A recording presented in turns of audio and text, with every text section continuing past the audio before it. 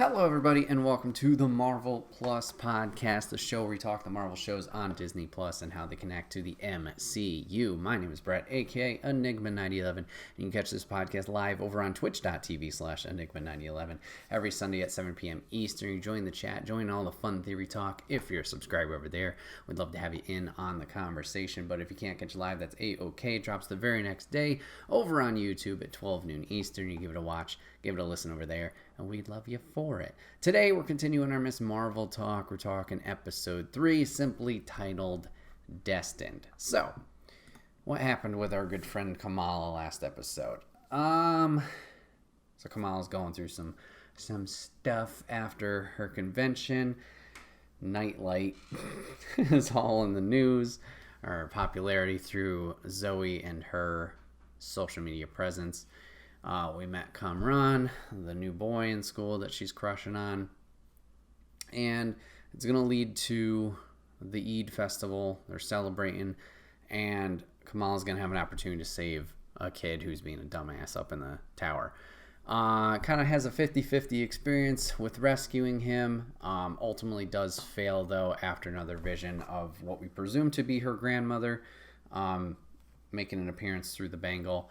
And she is then pursued by the cops and then rescued by Kamran and his mother. And that's how we left off episode 2. So, picking up today, we're going to get a little bit of flashback, a little bit of backstory. And we're going to flash back to British-occupied India in 1942. And we're going to see some people excavating. Is that the right term? Excavating. What? Excavating? Excavating with an X? Sure. Yes. They're digging shit up in the ruins. Thank you, Peanut Gallery. They're searching the ruins. They're looking for the bangle. And they found the bangle. Apparently there's a second one, but they can only find this one, and it's on a severed arm. That's concerning. Also, the arm's blue. I don't know if that's just because I don't think bodies decompose that way. Nobody seemed concerned about the arm being blue. But anyways, they found the bangle. And we meet Aisha in the past.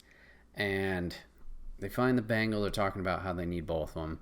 And apparently there are soldiers attacking this temple as this group is kind of talking about the situation here. As the soldiers are attacking, we kind of get our first little Easter egg, as the camera's going to get this top-down shot onto this group that's going through the ruins. And we are going to see the 10 rings. We're going to see the 10 rings engraved into the ground. So shout-outs to Iron Man 3 and the Mandarin, along with Shang-Chi and the 10 rings.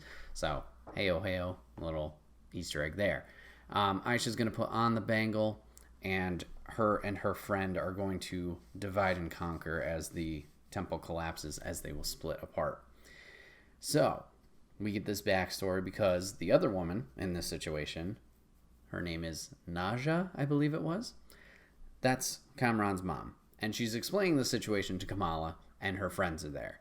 And then we go, wait a minute. This was 1942. You look super young. Apparently these bitches are from another dimension. Because fuck it, why not? Of course they are. So she explains that they're from a different dimension. So was Aisha, apparently. And they've been around for 100 years. Kamala makes the joke, or at least the comment, that they look really good for, somebody who was around in the 40s. And then she asks about Kamran. Apparently Kamran is 17. She's relieved because, well, that'd be awkward. So, and then Naja, the mom's going to make a comment saying that to Kamran, oh yeah, she is adorable. You were right. And then everybody gets embarrassed because apparently Kamran has a crush on Kamala as well. Okay, so Kamala, after saving the child, or at least attempting to save the child, is doubting any good can come from that bangle. But Naja is kind of like trying to get Kamala to help them to go home, essentially. They need this bangle to go home. Apparently Aisha was trying to help them, but she got lost in the process.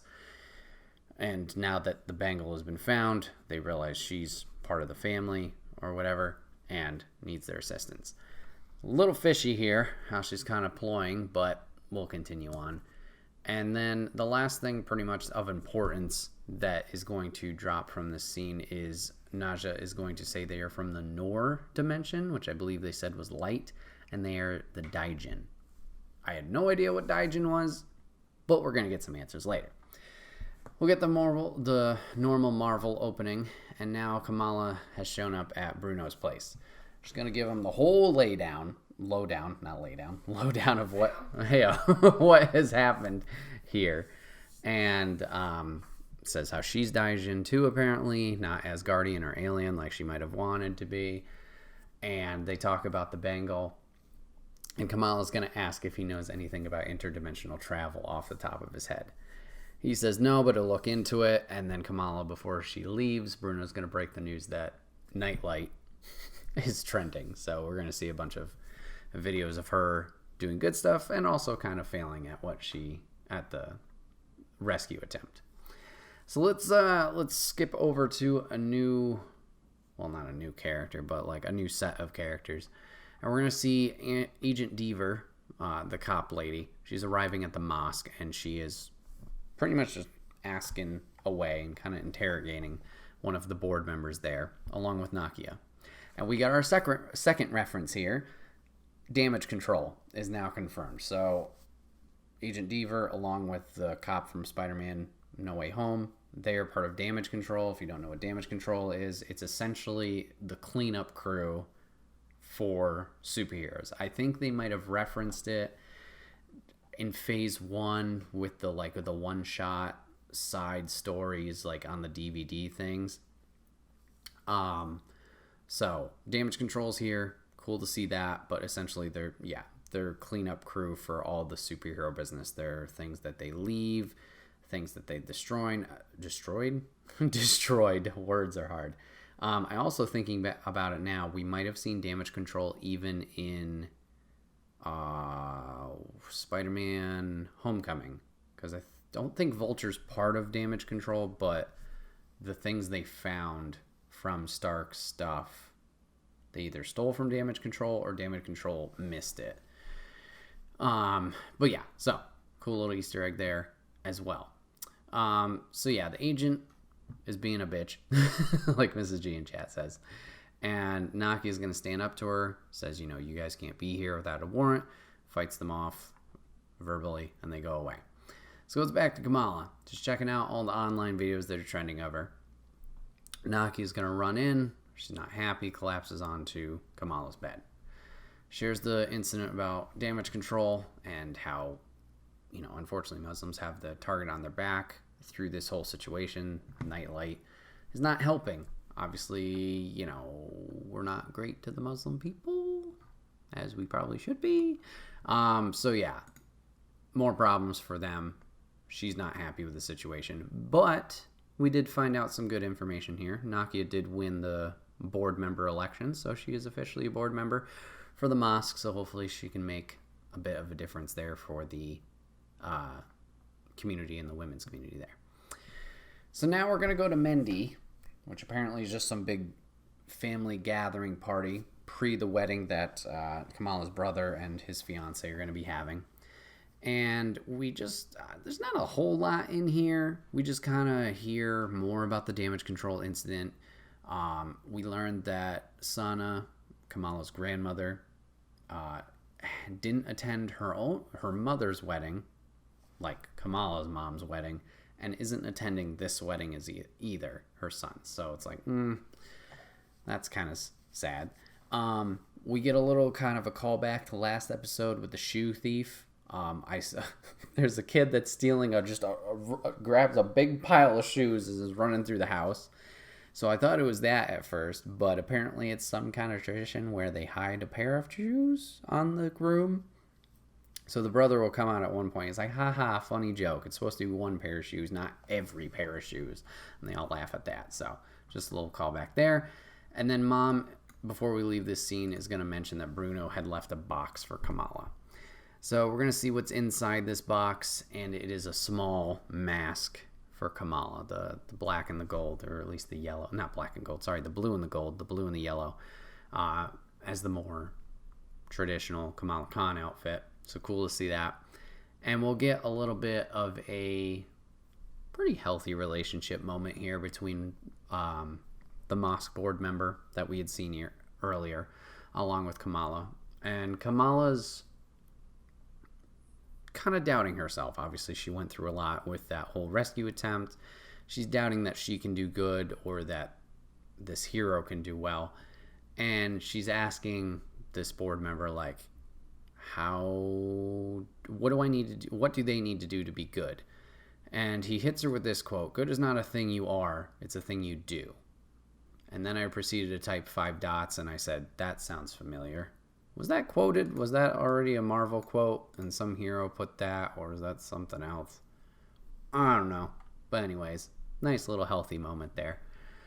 So now let's see what Bruno is doing. So Bruno couldn't make the party because he was at work. Couldn't swap his shift or whatever. And he's working at the convenience store that's like underneath his apartment. And Kamala's dad walks in. I guess he escaped the party. And he's kind of doing a cheat meal. He's kind of buying a snack against his wife's permission for himself.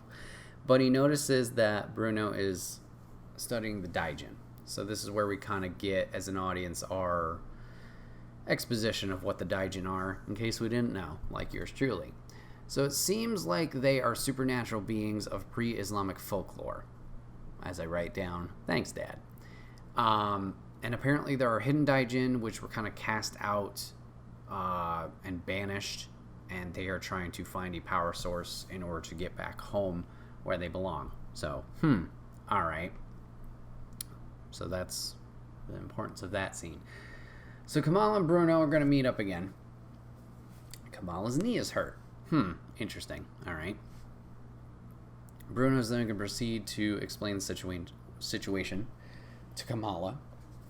Lays out everything that her dad had told him, but she doesn't understand. So she asks him to re-explain it more simply, as he has a social life, was the way she put it. And the whole situation of helping Naja and the group out is dangerous, essentially, is what Bruno is saying. It seems like they need to get a lot of, like, an energy source. He mentions harnessing the power of the sun, and he's like, it doesn't seem safe. He's willing to help out any way that he can, but he wants to make sure that she's being safe. And in this conversation, he's going to kind of blurt out his news to Kamala that we learned last episode, that he's going to go to Caltech, or he's been approved. And it seems like he has made the decision that he wants to go. Once again, he doesn't want to go, though, if she's going to be unsafe, especially in this situation. So we're going to flip over back home. Kamala's now icing her knee. Mom's going to notice, and she's going to offer some help. And Kamala, once again, this is the whole, like, Kamala is in a hardship episode, I guess. Is kind of her confidence stricken. Asks her mom if she's ever been in a situation where she doesn't feel like she can overcome. And her mom's going to kind of share her story about her and her husband moving to America and how difficult that was for them. Like, they got there, they thought everything was going to be great and they were going to be able to chase this dream, but it was hard. English was a hard thing to learn for them. Her dad was working crazy hours for little to no money, and the way that she pushed through this was the mosque and family. And just like, if you need anything, your family is there for you. Preceding this, we're going to get a quick text exchange between Kamala and Kamran. Kamran's going to ask, like, what's up? Kamala's going to say, I want to help, but I can't right now. We don't know how to. And Kamran, surprisingly very cool with this, says, no worries. Focus on the wedding. You know, have fun and we'll figure this out. So now it's wedding day. And, you know, we get a lot of normal wedding stuff, so I'm going to kind of brush through this real quick. Brother's really stressing out about life, about money. Kamran's mom's not happy that they need more time. She knew of the danger. She's willing to put Kamala through that danger. We get the ceremony. It's very nice. We get a big dance number for the couple. Apparently the brother was in on it. Surprises his fiance, now wife, with hopping in on the dance. We get a Brown Jovi band at the wedding. Haha, jokes there. All right, so Kamran crashes the wedding. Says, hey, you guys are all in danger. So is your family. They're going to kill everybody. Oh, God. Bruno tries to defend her, says he needs to leave. But now Naja and the gang has shown up. Oh, shit. And they're not happy looking. Kamala says, all right, I'll get everybody out of here, and pulls the fire alarm. And they're like, really? And she's like, don't doubt the classics. This works. Pulls the fire alarm. Everybody obviously in a panic, in a tizzy, getting out of there. Whoosh, gets out. Kamala's going to escape out of the back, but unfortunately, the mom's goons are also back there. They start taking out people. I think one guy nailed this one guy with 20 hits before he fucking knocked them out. And they're going to start attacking Kamala in the kitchen area as well. So now Kamala is defending herself surprisingly well against this whole group. At one point, she's able to get away from them enough that she's able to kind of hide in the kitchen. So the group is going to continue to search for her. They turn off the lights to try and make it a little bit more tense of a situation. And we'll see some of the goons kind of making weapons out of, I think it's part of them. Like the one guy kind of makes a mace out of, I don't know if it was a necktie or something that was hanging around him or off of him. One guy's going to take his belt that will turn into a whip. One woman, I don't know if she picked up a frying pan and it became the spear. I don't know. They seemingly make weapons. What's up? Oh shit. Yeah, oh shit indeed. Unfortunately, getting spooked, Kamala will reveal her position and she'll get attacked. The group is going to continue to chase Kamala through the reception area. She is, like I said, she's doing a great job defending herself using the energy, the crystallized energy as a shield, protecting herself from blocks, trying to run away by using the footsteps, but unfortunately gets caught. Bruno's going to come in and make the save. Kamala's going to return the favor for him by now using the crystal-esque force energy as the fist and the stretching ability, so being a little bit more aggressive with her attacks now that Bruno has been kind of compromised. Kamran will also make an appearance fighting off one of the group, allowing Kamala and Bruno to get out of there. So they get out of the way momentarily, and the three of them are going to get surrounded. And Mom's going to grab the bangle, Naja is going to grab the bangle, and it's going to show a vision of the train. As this vision is happening, damage control is going to arrive, bust in, giving the opportunity for Kamala and Bruno to escape. They are going to capture Naja and the rest of her group. As Kamala and Bruno escape out the back, Nakia runs into them, and she's not super happy that Kamala has been hiding these secrets from her, that she has the power, that she is Nightlight. Not happy about that, but still decides to offer help, offers the garb that Kamala was wearing, and to take Bruno to safety. Kamala will take off and return to home. In returning home, boy, does her mom give her the 5th degree. Did you pull the fire alarm? Who were the people you with? Blah, blah, blah, blah, blah. Kamala says she can't help, or at least tell her what's going on. Mom's not too happy about this with the whole family discussion earlier in the episode. Kamala's going to go to her room. And this is going to leave us at our last kind of scene, or cliffhanger, I guess you could say. She's going to get a video call from her grandmother. Did you see it, Kamala? Did you see it? What are you talking about? Did you see the train? What? And that's how the episode is going to end, as she's inviting her to come to Karachi after seeing this train vision, because apparently the grandmother had seen the vision too. No post-credits this episode. What the fuck is going on? All right, so how was episode 3 overall? I think it was okay. I don't think it was the best. We did get our big bad reveal. We kind of had talked about this in the past 2 episodes of what's going on here. Is this just I guess more of a coming of age story of this girl discovering her powers, and then just the cops, or damage control as we know them now, Or are they just going to be the opposition here of she's discovering herself, they don't know what it is, that kind of fear, that kind of tension. But now we have the reveal of Naja and her group and the Daijin trying to get home, harness this power, harness the bangle, whatever it is. So now we know that's the big opposition for the back half of this series. So what's going on with this family? I don't know. We didn't get a lot of answers. I mean, obviously, apparently they're Daijin as well. Maybe that's why Grandma is also able to see this vision.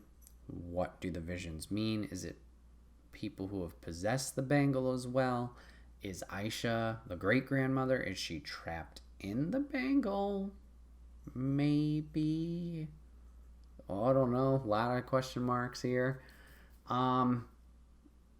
Yeah, it's going to be interesting. It's cool to see that Kamran is, being chill, being cool, being an ally.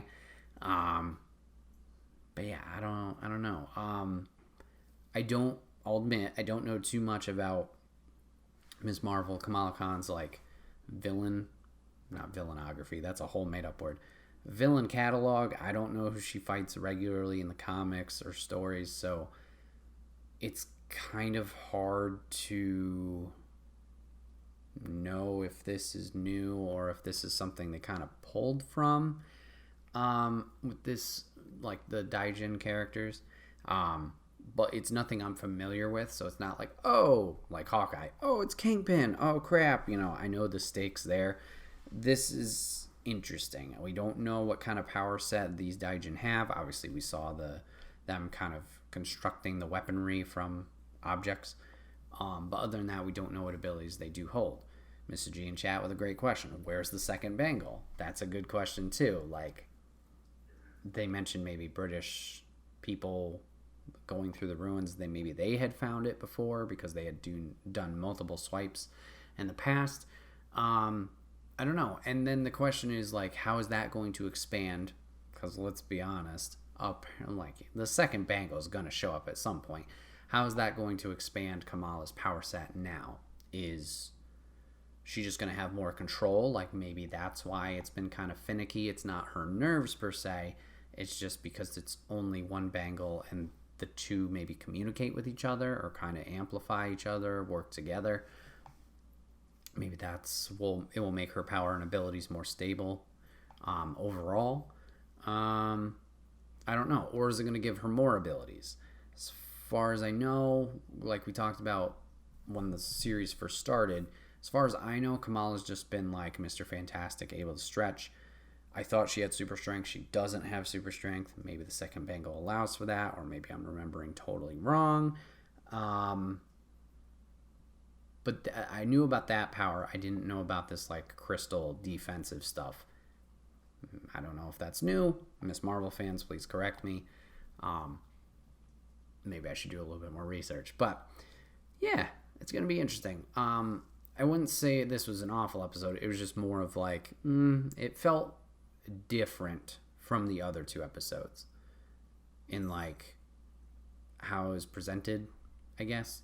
And maybe that's also because Kamala's confidence is kind of stricken. We didn't get that upbeat personality that we've seen from Kamala in the past two episodes. So maybe that's the case. But yeah, hope you guys are enjoying Miss Marvel. I'm enjoying the ride. It's definitely different. I'm curious to see where this story does go and where it does continue, or how it does continue from here, and how it fits in the whole grand scheme of things. But this has been Marvel Plus Podcast. My name's Brett, aka Enigma911, and you can catch this podcast live over on twitch.tv/Enigma911 every Sunday at 7 p.m. Eastern. Join the chat if you're a subscriber over there. Love to have you in on all the fun theory talk and discussion. But if you can't catch it live, that's A-OK. Go over to YouTube. Just search Enigma911 where it drops 12 noon Eastern the very next day. Give it a watch, give it a listen over there, and we'd love you for it. I appreciate you guys hanging out. Hope you guys are enjoying Miss Marvel. What do you think of the show so far? And what are you looking forward to in the future? We got Thor: Love and Thunder soon as of recording, and then we got, I think She-Hulk is after this. So more content. Hope you guys are enjoying it. Thanks for hanging out, and we'll see you guys on the next one. Take care.